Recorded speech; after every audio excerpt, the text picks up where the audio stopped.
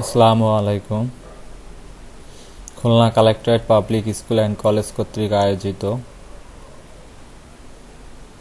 দ্বাদশ শ্রেণীর শিক্ষার্থীদের হিসাব বিজ্ঞান ক্লাসে স্বাগত জানাই।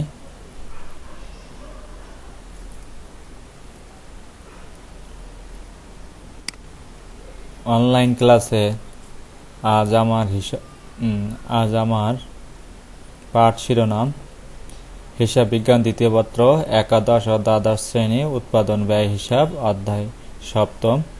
এর আগে এই অধ্যায়ে আমি 3টি ক্লাস নিয়েছিলাম। আজ আমার চতুর্থ ক্লাস এবং শেষ ক্লাস। আমরা এরপরে অন্য ক্লাসে চলে যাব। আজকে আমার আলোচ্য বিষয় বেতন ও মজুরি নির্ণয়। এখানে আমি 14 নম্বর অঙ্কটি বেছে নিয়েছি।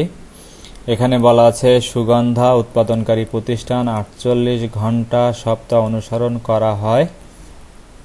উক্ত উৎপাদন প্রতিষ্ঠান হতে নিম্নের তথ্যাবলী নেওয়া হয়েছে। উৎপাদনের প্রমাণ সময় প্রতি একক 15 মিনিট, অর্থাৎ একজন একটি একক উৎপাদন করতে সময় নেবে কত মিনিট? 15 মিনিট। এটা হলো প্রমাণ সময়। স্বাভাবিক শ্রমহার অর্থাৎ 1 ঘন্টায় ঘন্টা প্রতি 8 টাকা। তাহলে এখানে বলা আছে যে 1 ঘন্টা যদি কাজ করা হয় তাহলে 8 টাকা দিবে এবং একটা ইউনিট উৎপাদন করতে 15 মিনিট সময় লাগে। সপ্তাহে প্রকৃত উৎপাদন তপন উৎপাদন করেছে 200 একক, হেলাল 240 একক এবং আতিক 220 একক, কামাল 230 একক।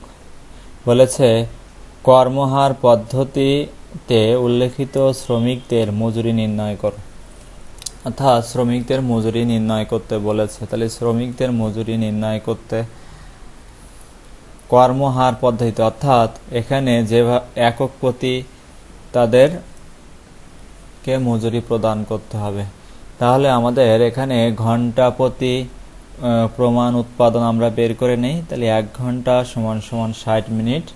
তাহলে 1 ঘন্টা সমান 60 মিনিট, আর এক মিনিটে উৎপাদন 15 মিনিটে উৎপাদন করে একটা। তাহলে 1 ঘন্টা অর্থাৎ 60 মিনিটকে যদি আমি 15 দিয়ে ভাগ করি তাহলে আমি পাবো 4 একক। সাপ্তাহিক প্রমাণ উৎপাদন আমাদের এখানে বলা আছে 48 ঘন্টা কাজ হয়। তাহলে 48 গুণিতক হলো 4, অর্থাৎ 192 একক উৎপাদন করবে। 192 একক উৎপাদন করবে। এবার আমাদের একক প্রতি মজুরি ছিল, ঘন্টা প্রতি মজুরি ছিল 8 টাকা। তাহলে আমাদের একক প্রতি মজুরি হবে 8 টাকাকে, যেহেতু 1 ঘন্টায় 4 একক উৎপাদন করা হয়, 4 দিয়ে ভাগ করতে হবে। তাহলে হবে 2 টাকা।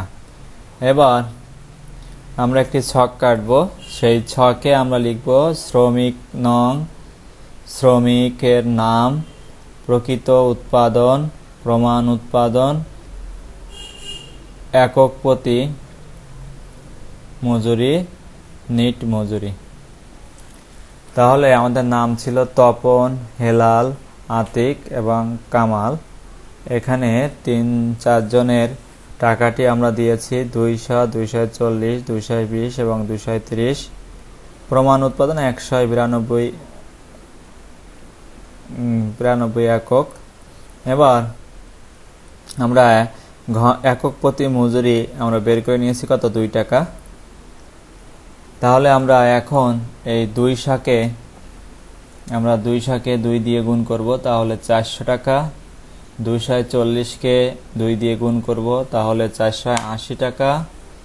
220কে 2 টাকা দিয়ে যদি গুণ করি তাহলে আসবে 440 টাকা।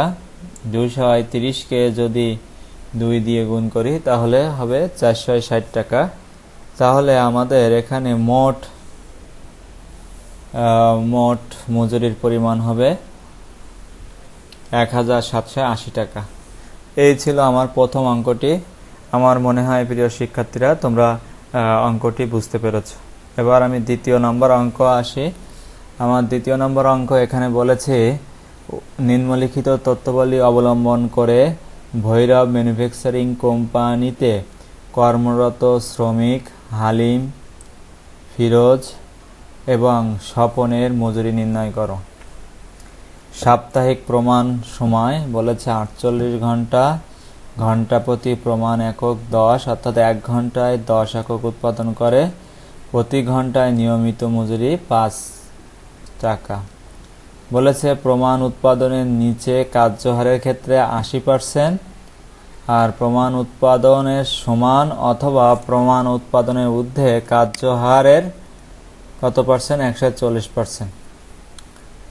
হালিম এত, ফিরোজ এত, স্বপন এত এবং জন এত একক উৎপাদন করে।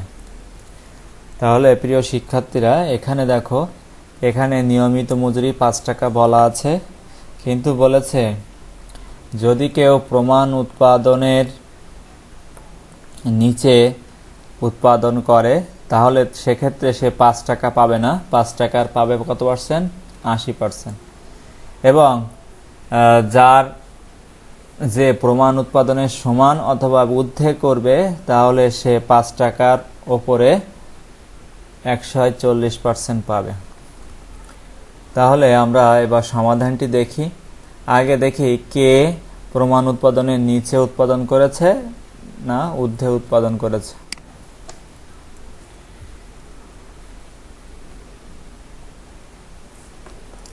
তাহলে সাপ্তাহিক প্রমাণ উৎপাদন এখানে 48 ঘন্টা বলা ছিল, 1 ঘন্টায় 10 একক উৎপাদন করে, তাহলে 480 একক। একক প্রতি স্বাভাবিক মজুরির হার, একক প্রতি স্বাভাবিক মজুরির হার, একক প্রতি স্বাভাবিক মজুরির হার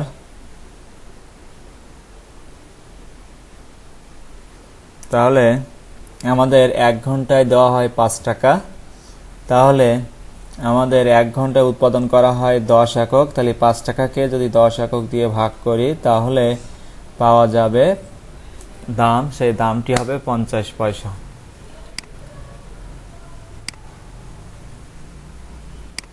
এবার প্রমাণ উৎপাদনের নিচে উৎপাদনের জন্য মজুরির হার 50 পয়সা গুণিতক কত? 80%, অর্থাৎ 40 পয়সা। প্রমাণ উৎপাদনের সমান বা অধিক উৎপাদনের জন্য মজুরির হার 50 পয়সা গুণিতক 140%, মানে হলো 70 পয়সা। আমরা এবার ক্রমিক নাম্বার দিলাম। হালিম, ফিরোজ, স্বপন এবং জন দিলাম, তাদের প্রমাণ উৎপাদন একক যেটা এখানে আমরা বের করেছি সেটি দিলাম। আর প্রকৃত উৎপাদন এটা অঙ্কে দেওয়া আছে 400, 530, 350, 480। তাহলে আমরা এই দুটোর ভিতরে তুলনা করি, এই দুইটি কলামের ভিতরে তুলনা যদি করি তাহলে আমরা দেখতেছি যে প্রথমে প্রমাণ উৎপাদন 480, কিন্তু সে উৎপাদন করেছে 400, তাহলে নিম্নে 480 প্রমাণ উৎপাদন, কিন্তু উৎপাদন করেছে 530, মানে ঊর্ধ্বে উৎপাদন করেছে। এ করেছে 350, অর্থাৎ প্রমাণ উৎপাদনের নিম্নে। আর এখানে 480 মানে সমান, এখানে ঊর্ধ্বে না দিয়ে আমরা দিব সমান। তাহলে এই সমান এবং ঊর্ধ্বের ক্ষেত্রে রেটটি হলো 70 পয়সা, তাহলে আমরা এই 70 পয়সা এখানে 70 পয়সা দিলাম। আর নিম্নে এর ক্ষেত্রে আমাদের 40 পয়সা 40 পয়সা। তাহলে এখন এই প্রকৃত উৎপাদনের সাথে যদি আমরা মজুরি হার গুণ করি তাহলে মজুরি পেয়ে যাব। তাহলে 400-র সাথে যদি 0.40 গুণ করি তাহলে 160, 530-এর সাথে যদি 0.70 গুণ করি তাহলে 371, 550, 350-এর সাথে যদি 0.40 গুণ করি তাহলে 140, 480-র সাথে যদি 0.70 গুণ করি তাহলে 360 হবে। প্রিয় শিক্ষার্থীরা, এটি ছিল আমাদের দ্বিতীয় অঙ্ক। আমার মনে হয় তোমরা দ্বিতীয় অঙ্কটিও বুঝতে পেরেছ। এবার তৃতীয় অঙ্ক। একটি জুতা উৎপাদনকারী প্রতিষ্ঠানে সপ্তাহে 48 ঘন্টা অনুসরণ করা হয়। উক্ত প্রতিষ্ঠান থেকে 2014 সালে জুলাই মাসে প্রথম সপ্তাহে 5 জন শ্রমিকের মজুরি নিম্নে তথ্য গুলো পাওয়া গিয়েছে। প্রতি এককের প্রমাণ সময় 2 ঘন্টা, ঘন্টা প্রতি নিয়মিত মজুরি 10 টাকা।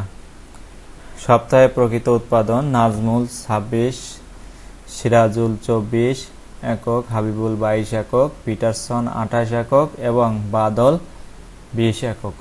প্রমাণ উৎপাদনের নিচে প্রাপ্য মজুরি কার্যহারের 80%। প্রমাণ উৎপাদনের নিচে প্রাপ্য মজুরি কার্যহারের 80% এবং প্রমাণ উৎপাদন বা ঊর্ধ্বে মজুরি কার্যহারের 125%। আমাকে ক নম্বরে বলেছে সপ্তাহে প্রমাণ উৎপাদন এককের পরিমাণ নির্ণয় করো। সপ্তাহে প্রমাণ উৎপাদনের পরিমাণ নির্ণয় করো। তাহলে আমাদের সপ্তাহে মোট ঘন্টা হলো 24 ঘন্টা, একটা উৎপাদন করতে লাগে 2 ঘন্টা। তাহলে মোট উৎপাদন একক হবে, প্রমাণ উৎপাদনের পরিমাণ হবে 48 ভাগ হলো 2, তাহলে 24 একক। তাহলে প্রমাণ উৎপাদনের একক আমরা পেয়েছি কত? 24 একক। এবার বলেছে একক নিয়মিত মজুরি ও প্রমাণ উৎপাদনের নিম্নে ও ঊর্ধ্বে মজুরি নির্ণয় করো। তাহলে আমরা নিয়মিত মজুরি, আমার 1 ঘন্টায় দেওয়া হয় 10 টাকা, একটা জিনিস উৎপাদন করতে লাগে হলো 2 ঘন্টা, তাহলে 10 গুণিতক হলো 2, তাহলে 20 টাকা। প্রমাণ উৎপাদনের নিচে একক প্রতি প্রাপ্য মজুরি 20 গুণিতক 80 সমান সমান 16 টাকা। 20 গুণিতক 80% মানে 16 টাকা। এবং বলেছে প্রমাণ উৎপাদনের সমান বা তদূর্ধ্বে প্রতি এককের প্রাপ্য মজুরি 20 গুণিতক হলো 125%, তাহলে হলো 25 টাকা। তাহলে এবার গ নাম্বার আমাদের বলেছে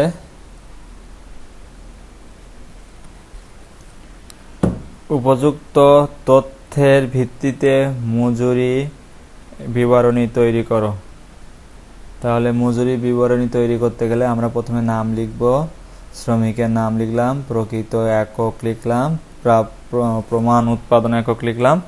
প্রকৃত একক আমাদের অঙ্কে দেওয়া আছে, আর প্রমাণ উৎপাদন তো আমরা বের করেছি। এবার হলো 26 আর 24-এর ভিতরে তুলনা করলে এখানে প্রকৃত উৎপাদন ঊর্ধ্বে, তাহলে দক্ষতা যাচাই হলো ঊর্ধ্বে। এখানে 24 এটি আমি দেবো সমান 22 আর হলো 24, এটা হলো নিম্নে, 28 24 ঊর্ধ্বে, 20 24 নিম্নে। একক প্রতি প্রাপ্য মজুরি আমরা ঊর্ধ্বের মজুরি দিলাম, ঊর্ধ্বের মজুরি, এটি নিম্নের মজুরি, ঊর্ধ্বের মজুরি দিলাম, নিম্ন মজুরি। এখন প্রকৃত উৎপাদনের সাথে একক প্রতি প্রাপ্য মজুরির হার যদি গুণ করি, তাহলে আমি নিট মজুরির টাকা পেয়ে যাব। তাহলে এই ছিল 3টি অঙ্ক। প্রিয় শিক্ষার্থীরা, তোমরা এই 3টি অঙ্ক নিজেরা করে আমাকে SW আকারে দিবে, তাহলে তোমরা উপকৃত হবে। ভালো থাকো, সুস্থ থাকো, এই শুভকামনা করি। আল্লাহ হাফেজ।